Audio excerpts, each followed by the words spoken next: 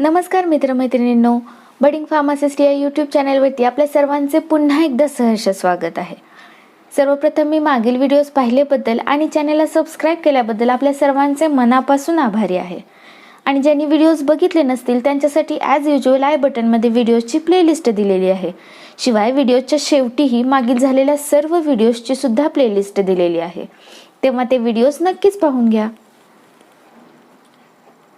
जसं की आपणास माहीतच आहे की आपण structure and functions of the cell and its component याचा स्टडी करतोय, ज्यात ऑलरेडी आपण न्यूक्लियस, एंडोप्लाझ्मिक रेटिक्युलम, रायबोझोम्स आणि गोल्जी ॲपॅरेटस म्हणजे काय हे सर्व बघितलेलंच आहे.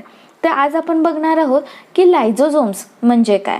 यामध्ये आपण काय काय स्टडी करणार आहोत. तर लायझोझोम्स म्हणजे काय, ते कसे तयार होतात, त्याचं स्ट्रक्चर काय आहे, त्याचं फंक्शन काय आहे, शिवाय त्याचे टाईप्स कोणकोणते आहेत, हे सर्व आपण आज पाहणार आहोत. चला तर मग व्हिडिओ लेक्चर सुरू करूयात. Now what is लायझोझोम्स.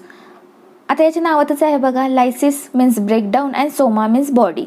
याचाच अर्थ काय तर ब्रेकडाऊन ऑफ द बॉडी, म्हणजे जे येईल त्याला तोडून फोडून टाकणे, like a crusher machine. But हा त्याचा प्रायमरी अर्थ आहे. आपण एक्झॅक्ट काय आहे हे डिटेलमध्ये बघणारच आहोत. तर असो, तर या लायझोझोमचा शोध कोणी लावला. बेल्जियम सायटोलॉजिस्ट म्हणजे जे सेलचा स्टडी करतात ते क्रिस्टियन डेड्यू यांनी 1955 मध्ये याचा शोध लावला आणि त्यांना या शोधासाठी नोबेल प्राइज भेटलेला आहे बघा 1974 मध्ये. The lysosomes are membrane bound spheres which contains enzyme that can digest intracellular structures or bacteria. इथं दिसतंय असं बघा की लायझोझोम एक स्पेरिकल स्ट्रक्चर आहे, पण याचं मेम्ब्रेन सिंगल लेयरचं असतं. याच्या अगोदर आपण न्यूक्लियसमध्ये बघितलेलं आहे की nucleus spherical or oval shape आहे आणि डबल वॉल मेम्ब्रेन आहे. तसं lysosome spherical in shape but having single wall membrane. आणखी यात काय आहे तर याच्यामध्ये एन्झाईम्स आहेत जे की इंट्रासेल्युलर स्ट्रक्चर्स और बॅक्टेरियाला डायजेस्ट करून टाकतं किंवा खाऊन टाकतं. लक्षात. आता दुसरा पॉईंट आहे, it is also known as digestive apparatus of the cell as well as suicide bags और सुसाईड सॅक्स. याला digestive apparatus of the cell किंवा सुसायडल बॅग्स और सुसायडल सॅक असंही म्हणलं जातं. का तर ते आपण डीपमध्ये बघणारच आहोत. शिवाय lysosomes are the cells garbage disposable system. कारण लायझोझोमचं मेन फंक्शन आहे की डायजेशन ऑफ इंजेस्टेड मटेरियल आणि डायजेशन झाल्यानंतर जे काय राहिलेलं सेल वेस्ट मटेरियल ते डिस्पोज करून टाकणं. आता they are found in animal cells. हे ॲनिमल सेल्समध्ये सापडतात आपल्याला. शेवटचं पॉईंट आहे की while in yeast and plants the same roles are performed by the lytic vacuoles. जे काम ॲनिमल सेलमध्ये लायझोझोम करतं तेच काम प्लांट सेलमध्ये व्हॅक्युल्स करतात. तर असा आहे लायझोझोमचा इंट्रोडक्टरी पार्ट. आता लायझोझोम्स कसे तयार होत आहेत ते बघूयात. गोल्जी ॲपॅरेटसचा स्टडी करताना आपण बघितलंच आहे की गोल्जी ॲपॅरेटसचं एक फंक्शन आहे की लायझोझोम तयार करणं. म्हणजे आपल्याला थोडीशी कल्पना आहे की लायझोझोम्स कुठून तयार होतात, ते गोल्जी ॲपॅरेटसपासून. आता आणखी थोडं पाठीमागं जाऊया.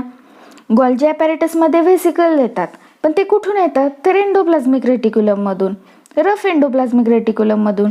कारण रफ एंडोप्लाझ्मिक रेटिक्युलममध्ये रायबोझोम्स प्रेझेंट असतात जे की प्रोटीन सिंथेसिस करतात, राईट. मग नंतर ते ट्रान्सपोर्ट व्हेसिकल फॉर्म करतं आणि ते गोल्जी ॲपॅरेटसमध्ये येतं. आता तिथं ते सिम्पल प्रोटीन्सचं परत कॉम्प्लेक्स प्रोटीनमध्ये रूपांतर करतं, त्याला मॉडिफाय करतं, पॅकेजिंग करतं आणि मग एक्झोसायटोसिस प्रोसेसनी बाहेर टाकतं. तर अशी ओव्हरऑल प्रोसेस आपल्याला माहीतच आहे. तर तेच आपण फॉर्मेशन ऑफ लायझोझोममध्ये लिहिणार आहोत. तर बघा, पहिला आहे की lysosomes are manufactured and budded into the cytoplasm by the Golgi apparatus with enzyme inside. म्हणजेच काय तर लायझोझोम्स ज्याच्यामध्ये एन्झाईम्स प्रेझेंट असतात ते गोल्जी ॲपॅरेटसमध्ये मॅन्युफॅक्चर होतात आणि सायटोप्लाझममध्ये सोडले जातात. पुढं काय तर the enzymes that are within the lysosomes are made in the rough endoplasmic reticulum which are then delivered to the Golgi apparatus via transport vesicle. आता ह्या लायझोझोम्समध्ये असणारे एन्झाईम्स कुठं बनले जातात तर rough endoplasmic रेटिक्युलममध्ये. Specifically rough endoplasmic रेटिक्युलमच का तर तिथं रायबोझोम्स प्रेझेंट असतात आणि जे की प्रोटीन सिंथेसिस करतं आणि तयार झालेलं मॉलिक्यूल ट्रान्सपोर्ट व्हेसिकल्सच्या मदतीनं रफ एंडोप्लाझ्मिक रेटिक्युलममधून गोल्जी ॲपॅरेटसकडे मूव्ह करतं. समजलं? आता स्ट्रक्चरमध्ये पहिला पॉईंट काय आहे ते बघूया की त्याची साईज आणि शेप काय आहे ते. So the lysosomes are mostly globular and granular in appearance. The size of lysosomes varies from 0.1 to 1.2 micron. Lysosomes हे स्पेरिकल और ग्लोब्युलर शेपचे असतात आणि ज्याची साईज आहे 0.1 to 1.2 मायक्रॉन इतकी. आता हे झालं basic structure, that is shape आणि साईज. पण आपल्याला माहित आहे की यामध्ये म्हणजे लायझोझोम्समध्ये एक एन्झाईमचं एक मिक्सचर असतं. तर आता त्याचा पीएच काय आहे हे पण आपल्याला तितकंच महत्त्वाचं आहे.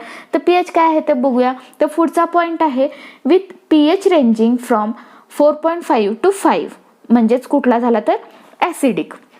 आता आपल्या सर्वांनाच माहीत आहे की पीएच स्केल काय आहे ते.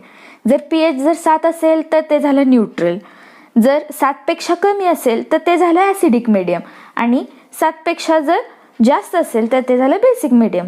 म्हणून आता याचा पीएच आहे तो 7पेक्षा कमी आहे म्हणून तो झाला ॲसिडिक. पण लायझोझोम्स हे आहे कुठं सस्पेंडेड आहे तर ते सायटोसोलमध्ये सस्पेंडेड आहे. मग सायटोसोलचा पीएच किती आहे हे पण आपल्याला माहिती असणं गरजेचं आहे.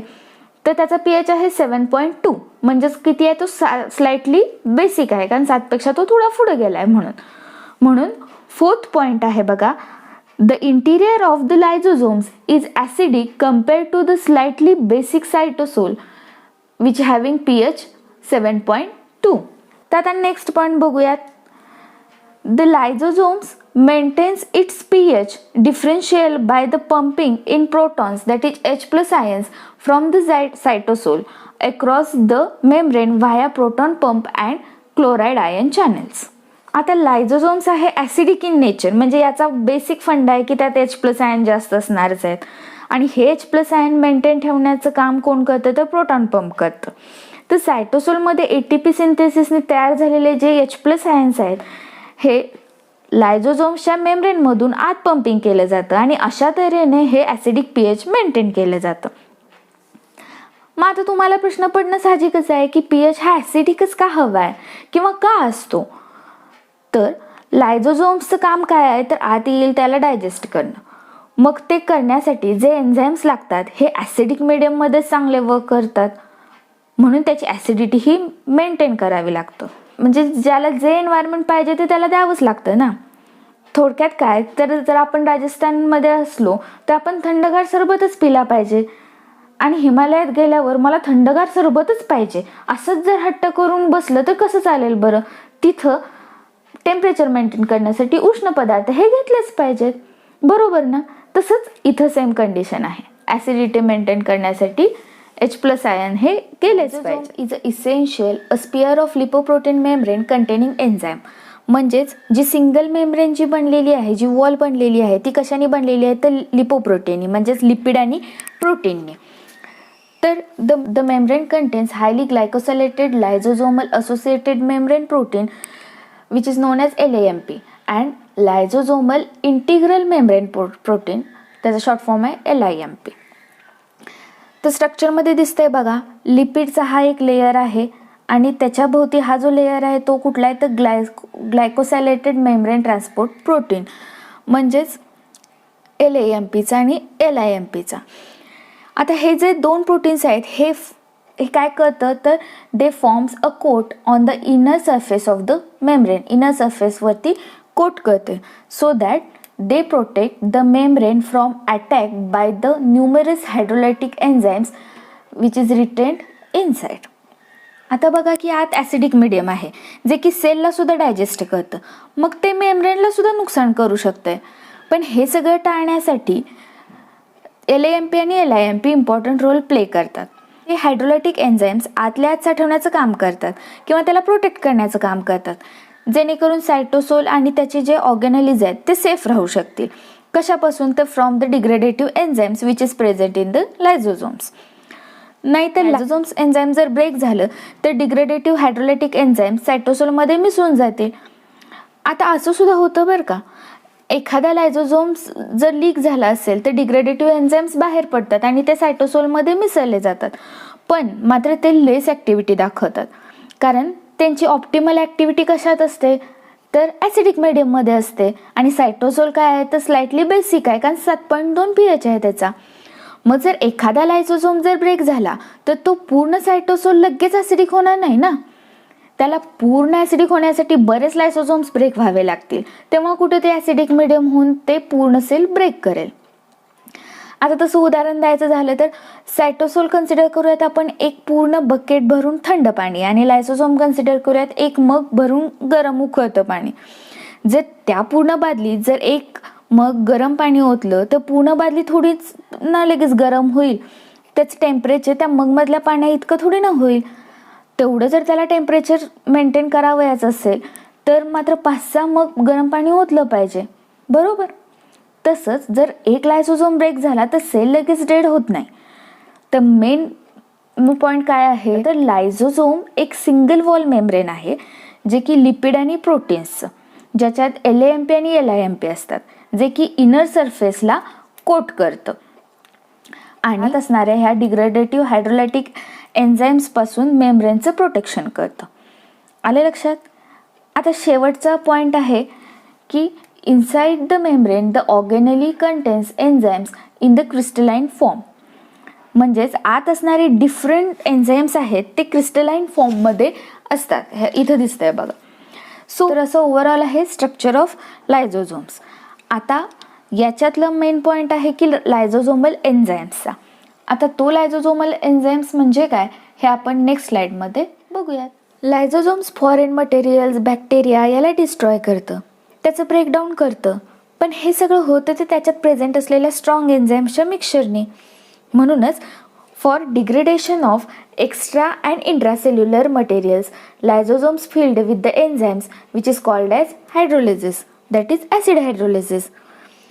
थोडक्यात ह्या एन्झाईम्सना आपण लाव्हारसाची उपमा देऊ शकतो बघा.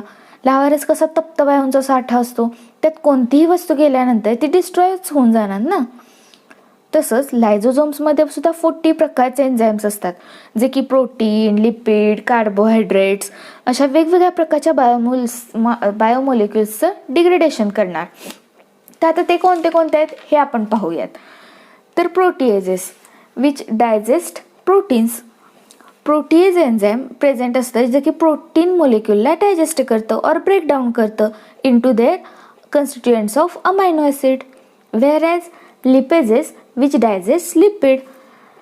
लिपिड मॉलिक्युलना ब्रेकडाऊन करून त्याचं छोट्या छोट्या फ्रॅगमेंटमध्ये रूपांतर कोण करतं तर लिपेजेस एन्झाईम करतं.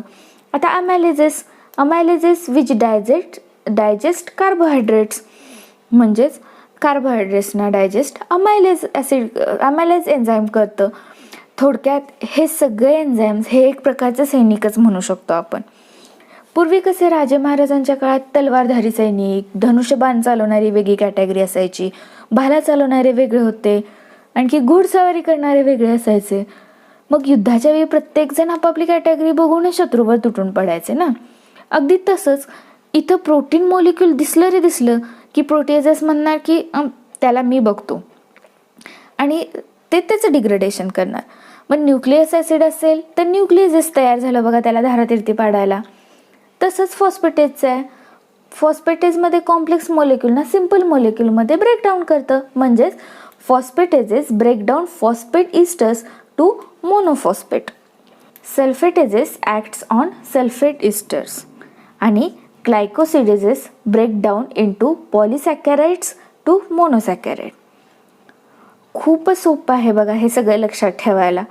तर आता आपण बघणार आहोत टाईप्स ऑफ लायझोसोम्स. पहिलं टाईप आहे प्रायमरी लायझोसोम्स.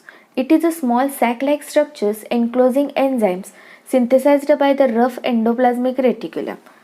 आपण लायझोसोमच्या फॉर्मेशनमध्ये बघितलंय की एंडोप्लाझ्मिक रेटिक्युलममध्ये म्हणजे स्पेशली रफ एंडोप्लाझ्मिक रेटिक्युलममधून प्रोटीन मॉलिक्यूल सिंथेसिस होतं आणि ते ट्रान्सपोर्ट वेसिकलच्या रूपात एंडोप्लाझ्मिक रेटिक्युलममधून बाहेर पडतं आणि त्याच्यानंतर ते गोल्जी बॉडीमध्ये येणार आणि तिथं सिस ट्रान्स अशा फेजमध्ये जात परत सिम्पलचं कॉम्प्लेक्स मॉलिक्यूलमध्ये रूपांतर करणार आणि काही वेसिकल्स लायझोसोमच्या रूपात बाहेर पडणार ज्याच्यात एन्झाईम्स असणार आहेत.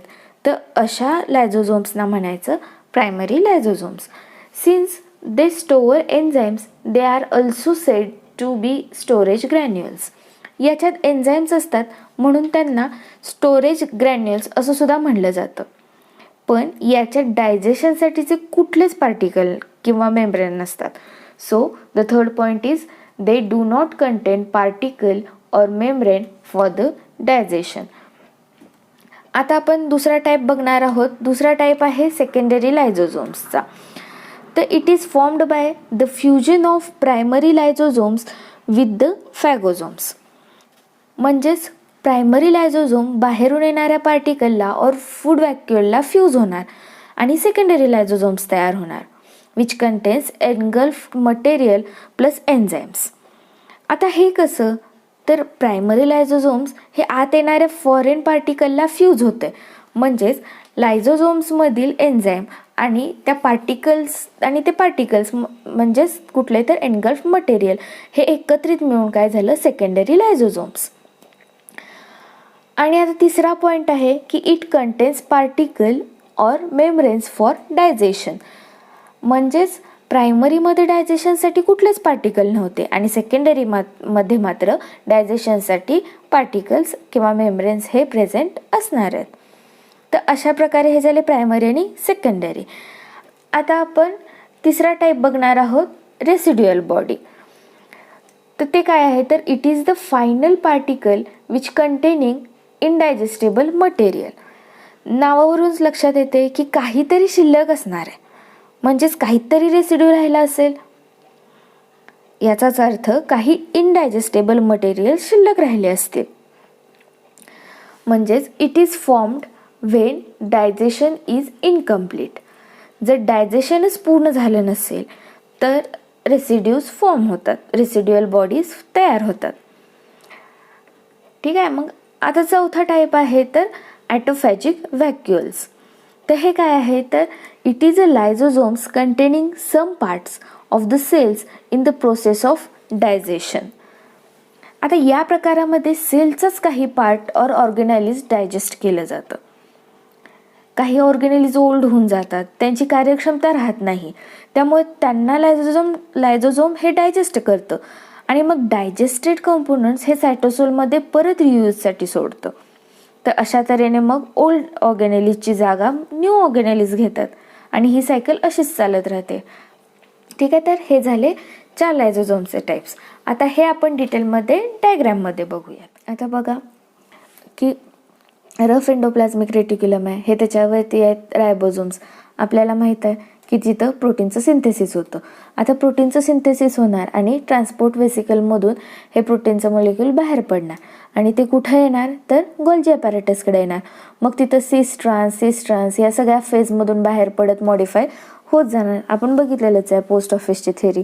आणि त्याच्यातून बाहेर पडत हे लायझोझोम्स तयार होणार.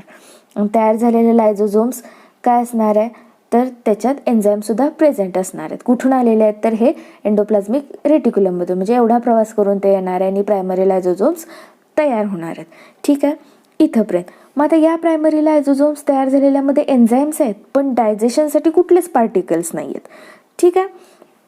मग आता आपण त्याच्या पुढचा भाग बघूया, सेकंडरी लायझोझोम्स बघूया.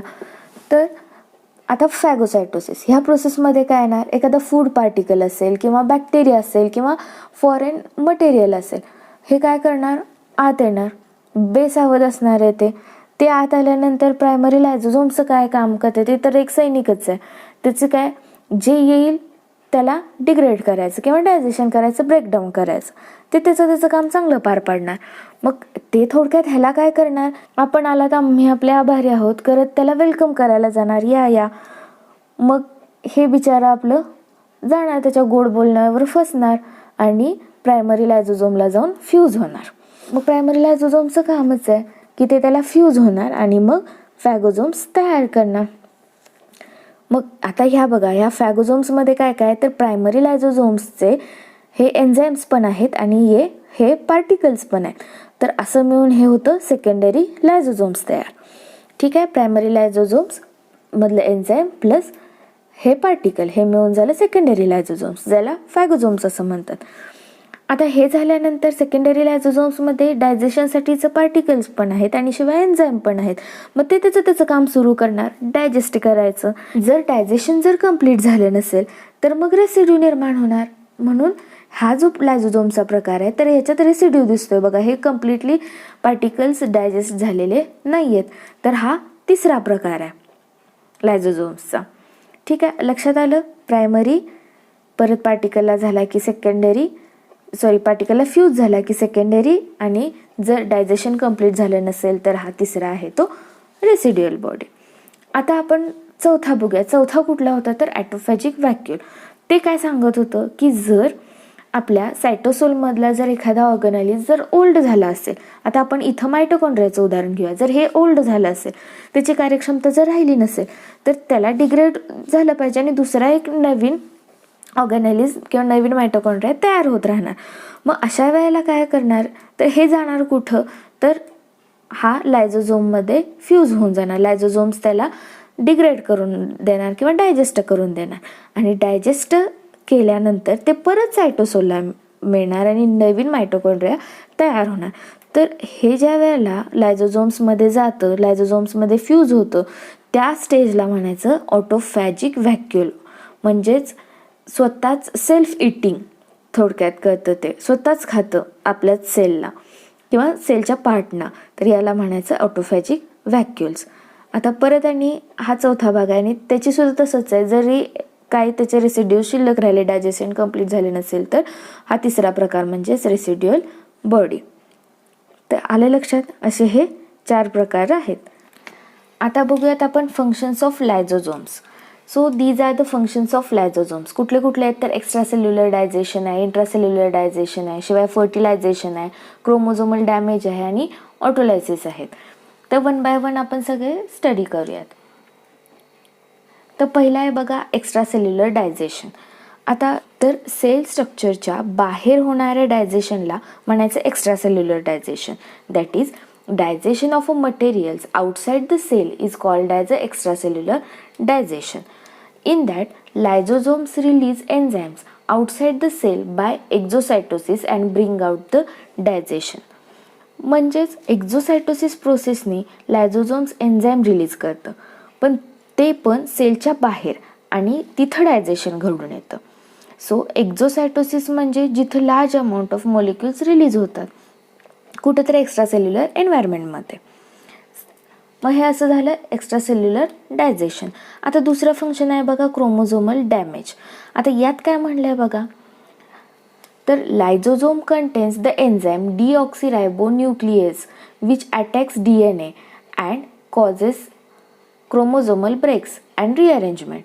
Thus, release of hydrolysis from lysosomes can result in structural abnormalities in chromosomes that can lead to cause disease like a cancer. मगाशीच आपण लायझोझोमल एन्झाईममध्ये बघितलं होतं की न्यूक्लिएजेस एन्झाईम प्रेझेंट असतात. कुठं तर लायझोझोम्समध्ये, जे की न्यूक्लिक ॲसिडला डायजेस्ट करतं. म्हणूनच डीऑक्सीरायबोन्यूक्लिएजेस अटॅक करणार DNAवर की ज्याच्यामुळं क्रोमोझोमल अरेंजमेंट ब्रेक होणार आणि याच्याचमुळं पुढं जाऊन स्ट्रक्चरल ॲबनॉर्मॅलिटीज निर्माण होणार आणि जे की कॅन्सरचं कारण बनणार. ठीक आहे. तर आता पुढचं आहे बघा फर्टिलायझेशन. पुढचं फंक्शन आहे फर्टिलायझेशन. तर आपल्याला माहीतच आहे की फर्टिलायझेशन होण्यासाठी स्पर्म न्यूक्लियस एगमध्ये एंटर केलं पाहिजे. तर या प्रोसेससाठी लायझोझोम कसं वर्क करतं ते बघूया. तर during fertilisation process acrosomes, that is giant lysosomes of sperm head ruptures and releases the enzyme on the surface of the egg. These enzymes digest the egg membrane and provide the way for the entry of the sperm nucleus into the egg. आता या सगळ्याचा अर्थ काय तर एगच्या सरफेसवरती ॲक्रोझोम enzyme release करणार आणि ज्याच्यामुळे egg membrane digest होईल किंवा रप्चर होईल आणि स्पर्म न्यूक्लियसला एक सायटोप्लाझममध्ये एंट्री करायला एक पाथवे मिळेल. तर डायग्राममध्ये आपण बघूया. तर हा दिसतोय बघा स्पर्म, ज्याच्या हेडला आहे ॲक्रोझोम्स आणि हे आहे न्यूक्लियस, स्पर्म न्यूक्लियस. आता हे न्यूक्लियस एगमध्ये जाणं गरजेचं आहे, एगच्या सायटोप्लाझममध्ये जाणं गरजेचं आहे. म्हणून काय होणार बघा, हे काय आहे एगचं मेम्ब्रेन आहे, ह्याला फ्यूज केलं पाहिजे. याच्यासाठी हे जे ॲक्रोझोम्स आहे हे एग मेम्ब्रेनला फ्यूज होणार आणि त्याच्यावर एन्झाईम सोडणार की ज्याच्यामुळे ही एग मेम्ब्रेनची वॉल रप्चर होईल आणि रप्चर झाल्यानंतर हे जे न्यूक्लियस आहे, स्पर्म न्यूक्लियस आहे, हे एग सायटोप्लाझममध्ये रिलीज होईल. आता पुढचं फंक्शन आहे autolysis. Auto means self and lysis means destruction. That is, autolysis refers to the destruction of an organism's cells by enzymes produced by the organism itself. म्हणजेच स्वतः सेलच त्याच्या कॉम्पोनंट्सना मारून टाकणार. या प्रोसेसला अपोप्टोसिस म्हणजे सेल डेथ असंही म्हणलं जातं. याचंच कारण आहे की लायझोझोमला सुसायडल बॅग्स ऑर सॅक्स असं सुद्धा म्हणतात बघा. तर या प्रोसेसमध्ये स्पेसिफिक सेल पार्टमध्ये लायझोझोम्स बर्स्ट होणार. सो ॲज अ रिझल्ट तिथले सेल्स डेड होणार. आता याचं परफेक्ट उदाहरण आहे फ्रॉग आणि सिल्कवॉर्मचं. So autolysis occurs during amphibian metamorphosis and insect metamorphosis. जसं की ह्या डायग्राममध्ये दिसतंय बघा की apoptosis during the metamorphosis of a tadpole into a frog. आता मेटामॉर्फोसिस म्हणजेच complete change in a structure. म्हणजेच काय तर हे जे टॅडपोल आहे ह्याला आपण म्हणू शकतो की बेबी फ्रॉग आणि हे जे आहे हे आहे अडल्ट फ्रॉग. आता बेबी फ्रॉग आहे त्याला टेल दिसते आणि अडल्ट फ्रॉगमध्ये ती दिसत नाही. मग ज्यावेळी मेटामॉर्फोसिस होणार म्हणजेच त्याचं रूपांतर टॅडपोलचं अडल्ट फ्रॉगमध्ये रूपांतर होत असताना टेल पार्टमध्ये ऑटोलायसिस होणार आणि तिथले सेल हे डेड होऊन जाणार. म्हणून फ्रॉगची टेल ही निघून जाणार. तर या सगळ्या प्रोसेसला म्हणायचं ऑटोलायसिस. नेक्स्ट फंक्शन आहे इंट्रासेल्युलर डायजेशन. एक्स्ट्रासेल्युलर डायजेशन सेलच्या बाहेर व्हायचे म्हणजेच इंट्रासेल्युलर डायजेशन हे इनसाइड द सेल होत असणार आहे. तर फर्स्ट पॉईंट आहे बघा, to digest food the lysosome membrane fuses with the membrane of food vacuole and squids the enzymes inside. आपल्याला माहीतच आहे की लायझोझोमचं काम आहे की बाहेरून येणारे foreign bodies, bacteria, food particles यांना डायजेस्ट करणं किंवा ब्रेकडाऊन करणं. तसं जेव्हा फूड डायजेशनची प्रोसेस येते त्यावेळी लायझोझोम मेम्ब्रेन हे फूड वॅक्युल्सला फ्यूज होणार आणि त्याच्यामध्ये हायड्रोलॅटिक एन्झाईम सोडणार. त्यामुळे फूड पार्टिकल्स ब्रेकडाऊन व्हायला किंवा डायजेस्ट व्हायला सुरुवात होणार. ठीक आहे. तर नेक्स्ट पॉईंट आहे, the digested food then diffuses through the vacuole membrane and enters the cell to be used for energy and growth. अशा रीतीने ते डायजेस्ट झालेलं फूड त्या व्हॅक्युल मेम्ब्रेनमधून बाहेर पडणार आणि ते सेलच्या सायटोसोलमध्ये एंटर करणार जे की परत एनर्जी प्रोड्यूस करणार आणि बॉडी ग्रोथसाठी मदत करणार. तर असं हे सगळं आहे इंट्रासेल्युलर डायजेशन. आता intracellular digestion may involve in autophagy and heterophagy. तर ते कसं हे बघूयात. तर पहिला आहे ऑटोफॅगी. आता auto means self and phagy means eating. म्हणजेच सेल्फ इटिंगच्या प्रोसेसलाच ऑटोफॅगी असं म्हणायचं. The process of self digestion by a cell through the action of enzymes originating within the cell, often a defensive and or self preservation measures. म्हणजे आता स्वतःच्या सेलमध्ये डायजेशनची process घडवून आणून सेल कॉम्पोनंट्सना डायजेशन करायच्या प्रोसेसलाच ऑटोफॅगी असं म्हणायचं. आता फॉर एक्झाम्पल, सेल ऑर्गॅनेलिसचा एक पार्ट आहे मायटोकॉन्ड्रिया, ज्याला एनर्जीचा पॉवर हाऊस म्हणतात, एनर्जी रिझर्वायर म्हणतात. आता जी व्यक्ती डेली वर्कआउट करते तिला एनर्जीची तर जास्त गरज असते कारण वर्कआउटमुळे ती व्यक्ती जास्तच एनर्जी कन्झ्युम करते.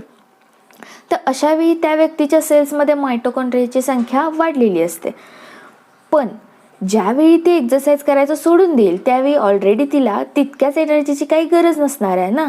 मग अशा वेळी तिच्यात प्रेझेंट असणारे जे जास्तीचे मायटोकॉन्ड्रियाज आहेत ते कमी होणं गरजेचं आहे. मग हे काम कोण करेल बरं, तर लायझोझोम करेल.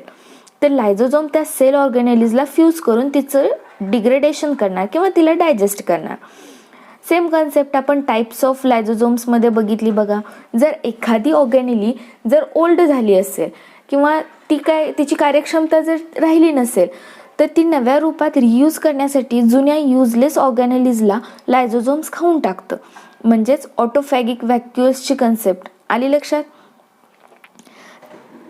तर ऑटोलायसिस आणि ऑटोफॅगी यामध्ये गोंधळ करायचा नाही. ऑटोलायसिस म्हणजे काय तर सेल्फ डिस्ट्रक्शन अँड ऑटोफॅगी म्हणजे काय तर self eating.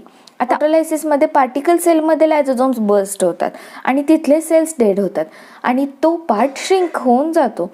Example Metamorphosis of tadpole into the frog, जे आपण बघितलेलं आहे. आणि ऑटोफॅगीमध्ये काय होतं तर सेल ऑर्गॅनेलिज जेव्हा ओल्ड होते, म्हणजे युजलेस होते, तेव्हा प्रिव्हेंटिव्ह मेजरसाठी लायझोझोम्स त्या ऑर्गॅनेलिजना फ्यूज करतं, त्याच्यात एन्झाईम सोडतं आणि त्या सेलला डायजेस्ट करतं. इथं लायझोझोम बस्ट होत नाही, ते फ्यूज होतात आणि ऑटोलायसिसमध्ये ते बस्ट होतात. कळालं? तर हा आहे बेसिक डिफरन्स ऑटोलायसिस आणि ऑटोफॅगीमधला. आता हेटेरोफॅगी काय आहे ते बघूया. तर it is the intake of exogenous material into the cell and the subsequent breakdown of this material by enzymes by the process of endocytosis. याचा अर्थ काय तर बाहेरून येणारे मटेरियल आत घेऊन त्यांना हायड्रोलायटिक एन्झाईम्सनी ब्रेकडाऊन करून आणणे, या प्रोसेसलाच म्हणायचं हेटेरोफॅगी. हेटेरोफॅगी 2 टाईप्सचे असतात. पहिली आहे फॅगोसायटोसिस आणि दुसरी आहे पिनोसायटोसिस. आता फॅगोसायटोसिसमध्ये काय होतं ते बघूयात. तर हे आहे बघा फॅगोसायटोसिस. तर यामध्ये a cellular process of ingestion in which the plasma membrane engulfs the substances and pinches off to form a particle containing vacuole. म्हणजे एक अशी प्रोसेस जिथे फॉरेन बॉडी प्लाझ्मा मेम्ब्रेनला स्टक होणार, ती प्लाझ्मा मेम्ब्रेनच्या आत येणार, पण आत येताना तिच्या भोवती व्हॅक्युअल तयार होणार, ज्याला फॅगोसायटिक व्हॅक्युअल असं सुद्धा म्हणलं जातं. आता डायग्रॅममध्ये बघून आपण समजून घेऊयात. तर हे आहे सेलचं प्लाझ्मा मेम्ब्रेन आणि हे सगळं आहे काय तर सायटोप्लाझम. आता हे मायक्रोब्स किंवा अदर पार्टिकल्स, फॉरेन पार्टिकल्स आपण म्हणू शकतो, की हे काय करणार येणार आणि यांना सुडोपॉड, हे जे सुडोपॉड्स आहेत हे जाऊन एंगल्फ करणार, त्या पार्टिकल्सना एंगल्फ करणार. ही झाली दुसरी स्टेज कशाची तर फेजेस ऑफ फॅगोसायटोसिसची. आता त्यानंतर एक फॅगोसायटिक वेसिकल तयार होणार की ज्यामध्ये हे फॉरेन मटेरियल किंवा फॉरेन बॉडी असणार आहे, त्याला फॅगोझोम्स असं म्हणतात. तर ही झाली आपली तिसरी स्टेज. आता तयार झालेल्या फॅगोझोम्सचं वेलकम कोण करणार तर ॲज युज्युअल लायझोझोम करणार. तर या लायझोझोम्समध्ये काय असते आपल्याला माहीतच आहे की डायजेस्टिव्ह एन्झाईम्स असतात. तर ते फॅगोझोम्सला ह्या फ्यूज होणार आणि फ्यूज झाल्यानंतर फॅगोलायझोझोम्स तयार होणार. म्हणजेच काय तर विच कंटेन्स फॉरेन पार्टिकल्स आणि लायझोझोम्समध्ये असलेले एन्झाईम्स, असं मिळून झालं हे फॅगोलायझोझोम्स. आता ही झाली आपली 4th स्टेज. आता हे आपण सेकंडरी लायझोझोम्समध्ये सुद्धा बघितलं होतं बघा, की याला आपण सेकंडरी लायझोझोम्स असं म्हणलं होतं. त्यानंतर डायजेशनची प्रोसेस सुरू होणार, बरोबर ना, आणि मग पार्टिकल्स डिग्रेड होणार. आता ही झाली मग आपली 5th स्टेज. पण याच्यात पण पार्शली डायजेस्टेड मायक्रोब्स असतात, कारण डायजेशनची प्रोसेस सुरू झालेली असते पण सगळे पार्टिकल्स हे डायजेस्ट झालेले नसतात. तर मग ही जी स्टेज आहे याला आपण म्हणू शकतो की पार्शली डायजेस्टेड मायक्रोब्स. आता त्याच्या पुढची स्टेज आहे ती रेसिड्युअल बॉडीची. ठीक आहे बघा, ही रेसिड्युअल बॉडीची. तर याच्यात काय असतं तर इनडायजेस्टेबल मटेरियल्स असतात. रेसिड्युअल बॉडी पण आपण टाइप्स ऑफ लायझोझोम्समध्ये बघितले की जर डायजेशन कंप्लीट झालं नसेल तर अनडायजेस्टेड पार्टिकल्स मॅट्रिक्समध्ये तसेच राहतात. ठीक आहे, मग त्याला म्हणायचं रेसिड्युअल बॉडी. आणि शेवटची स्टेज आहे की ब्रेकडाऊन झालेले जे पार्टिकल्स आहेत ते एक्झोसायटोसिस प्रोसेसनं सेलच्या बाहेर टाकले जातात. तर अशा रीतीने ही आहे फॅगोसायटोसिस प्रोसेस. ठीक आहे, आता आपण बघूयात पिनोसायटोसिस. पिनोसायटोसिस काय आहे तर pinocytosis is the process of engulfment of fluid particles through the plasma membrane. आता फॅगोसायटोसिसमध्ये काय म्हणू शकतो आपण तर सेल इटिंग म्हणू शकतो, जे सेलला खाते त्याला म्हणू शकतो फॅगोसायटोसिस. आणि पिनोसायटोसिसमध्ये काय होते तर सेल ड्रिंक करते, काय ते पिते, त्याला म्हणते पिनोसायटोसिस. हाच फक्त डिफरन्स आहे. नेक्स्ट आपण बघणार आहोत एक्झामच्या दृष्टीने असणारा महत्त्वाचा क्वेश्चन की why lysosomes are called as a suicidal bags of the cells. तर काय आहे बघा, तर पहिला पॉईंट आहे की lysosomes are sphere shaped sacs filled with the hydrolytic enzymes that have the capability of breakdown of many types of biomolecules and digesting the cells and unwanted materials. तर पहिला हा स्पियर इन शेप्ड असतो की ज्याच्यामध्ये हायड्रोलायटिक enzymes असतात आणि ज्याची capacity असते की ते वेगवेगळ्या बायोमॉलिक्युल्सना किंवा वेगवेगळ्या पार्टिकल्सना डिग्रेड करेल किंवा डायजेस्ट करेल आणि अनवॉन्टेड मटेरियल हे एक्झोसायटोसिस प्रोसेसनं बाहेर टाकेल. तर ह्या प्रोसेसमध्ये if the cell is damaged the lysosomes undergoes autolysis and burst out. जर सेलचं जर फंक्शन जर व्यवस्थित चालत नसेल, जर प्रॉपर वर्क करत नसेल तर अशा वेळेला काय करणार त्या सेलची तर डेथ व्हायलाच पाहिजे. आता आपल्याला माहितीच आहे की बॉडीमध्ये कंटिन्युअसली ही प्रोसेस चालू असते, सेलची डेथ होते किंवा सेल नव्याने तयार होतात. पण झालेल्या सेलची डेथ कशी होते तर लायझोझोम्स ऑटोलायसिस प्रोसेसमध्ये जातं. ऑटोलायसिस म्हणजे काय तर सेल्फ डिस्ट्रक्शन प्रोसेसमध्ये जातं. आपण बघितलं की जिथं लायझोझोम्स बस्ट होऊन जातात. नुसतं एक लायझोझोम्स फुटून नाही ना चालत, त्याच्यासाठी बरेच लायझोझोम्स, जे सगळे लायझोझोम्स सेलमध्ये त्या पर्टिक्युलर सेलमध्ये जे प्रेझेंट असतात ते पूर्णतः बस्ट झाले तर मग सेलचं जो pH आहे तो 7.2 पासून ॲसिडिक मिडियमचा pH होईल. आणि त्याच्यामुळं जे लायझोझोम्समध्ये एन्झाईम्स आहेत, जे हायड्रोलायटिक एन्झाईम्स आहेत, ते ॲसिडिक pHला चांगले वर्क करणार आणि ते राहिलेले जे सेल आहेत, सेल ऑर्गॅनेलिजला आहेत, ते डायजेस्ट करून टाकणार. So then the lytic enzymes within the organelles spill over the cell and rupturing the cell wall and digest their own cell and ultimately the cell dies. म्हणजेच लायटिक एन्झाईम्स सगळ्या त्या ऑर्गॅनेलिजमध्ये spill होऊन जाणार आणि सेल वॉलला रप्चर करणार, so that की ते sale digest होऊन जाईल पूर्णतः आणि सेलची डेथ होऊन जाईल. ठीक आहे, तर आज आपण काय डिस्कस केलं, चला मग क्विक रिव्हिजन करूयात. तर लायझोझोम्सना बेल्जियम सायटोलॉजिस्ट क्रिस्टियन डेड्यूनी 1955मध्ये डिस्कवर केलं होतं. त्याच्यानंतर लायझोझोम्स एक सिंगल मेम्ब्रेन बाउंड स्पिअर असतात की ज्याच्यात जवळपास 40 एन्झाईम्स ॲक्टिव्ह असतात आणि जे की इझिली इंट्रासेल्युलर स्ट्रक्चर आणि बॅक्टेरियाला डायजेस्ट करतं. शिवाय लायझोझोम्स मॅन्युफॅक्चर कुठं होतात तर गोल्जी बॉडीजमध्ये, आणि त्याच्यात असलेले एन्झाईम्स कुठं तयार होतात तर रफ एंडोप्लाझमिक रेटिक्युलममध्ये, बरोबर ना. आणि ते तिथून ट्रान्सपोर्ट व्हेसिकलने गोल्जी बॉडीजमध्ये येतात आणि त्यांना परत मॉडिफाय होऊन लायझोझोम्स तयार होतात. आता लायझोझोम्स ग्लोब्युलर आणि ग्रॅन्युलर शेपचे असतात की ज्याची साईज असते 0.1 to 1.2 मायक्रॉन आणि ज्याचा pH असतो 4.5 to 5, म्हणजेच ॲसिडिक असतो. आता सायटोसोलचा pH असतो 7.2 आणि याचा pH असतो ॲसिडिक, पण याची ॲसिडिटी मेंटेन करायचं काम करून करतं तर प्रोटॉन पंप करतं. आता स्ट्रक्चरच्या बाबतीत आणखी सांगायचं म्हटलं तर लायझोझोम हे लिपोप्रोटीनचं मेम्ब्रेन आहे की ज्याच्यात LAMP आणि LIMP असतात, जे की हायड्रोलायटिक एन्झाईम्सपासून लायझोझोम मेम्ब्रेनला प्रोटेक्ट करतं. त्यानंतर आपण काय बघितले तर लायझोझोम्सचे 4 टाईप्स बघितले. पहिलं होतं प्रायमरी लायझोझोम्स, ज्याच्यात एन्झाईम्स प्रेझेंट असतात पण डायजेशनसाठी पार्टिकल्स नसतात. त्याच्यानंतर कोणतं होतं तर सेकंडरी लायझोझोम्स. हे प्रायमरी लायझोझोम्स आणि एनगल्फ मटेरियलचं फ्युजन करून बनलेलं असतं. ठीक आहे, तर तिसरं होतं रेसिड्युअल बॉडीज की ज्याच्यात इनडायजेस्टेबल मटेरियल्स असतात. त्यानंतर 4th टाईप होता की ऑटोफॅजिक व्हॅक्युल्स, ज्याच्यात सेल ऑर्गॅनेलिसचं डायजेशन होतं, ओल्ड सेल ऑर्गॅनेलिसचं डायजेशन होतं. त्यानंतर आपण बघितले फंक्शन्स. तर फंक्शन्समध्ये पहिला होता एक्स्ट्रासेल्युलर डायजेशन, ज्याच्यात होतं डायजेशन हे सेलच्या बाहेर होतं एक्झोसायटोसिस प्रोसेसने. त्याच्यानंतर दुसरं फंक्शन होतं क्रोमोझोमल डॅमेजचं की ज्याच्यात न्यूक्लियस ॲसिड DNA वरती अटॅक करतं आणि त्याच्यामुळं क्रोमोझोमल अरेंजमेंटमध्ये डिस्टर्बन्सेस निर्माण होतं, ते ब्रेकडाऊन होतं, त्यामुळे स्ट्रक्चरल ॲबनॉर्मॅलिटीज निर्माण होते आणि जे की पुढं जाऊन कॅन्सरचं कारण बनतं. तिसरं बघितलं आपण फर्टिलायझेशन, ज्या फर्टिलायझेशन प्रोसेसमध्ये सुद्धा लायझोझोम इन्व्हॉल्व असतात. त्यानंतर ऑटोलायसिस बघितलं. ऑटोलायसिस म्हणजे काय तर सेलचं डिस्ट्रक्शन होणार आणि लायझोझोम्स ब्रस्ट होणार, ॲज अ रिझल्ट सेलची डेथ होणार. त्यानंतर ऑटोफॅगी बघितलं. त्यामध्ये काय होतं तर सेल स्वतःच ओल्ड ऑर्गॅनेलिजसोबत फ्यूज होऊन त्याचं डिग्रेडेशन करणार.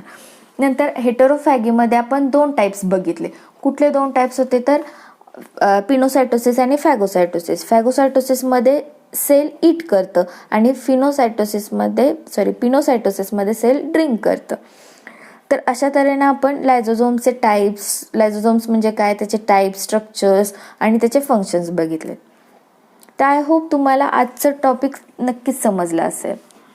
जर आजचं व्हिडिओ लेक्चर आवडलं असेल तर चॅनलला लाईक करा, शेअर करा, कॉमेंट करा आणि येणाऱ्या पुढील व्हिडिओसाठी चॅनलला सबस्क्राईब करा. शिवाय नोटिफिकेशनसाठी बेल आयकॉन प्रेस करायला विसरू नका. तोपर्यंत कीप शायनिंग. धन्यवाद.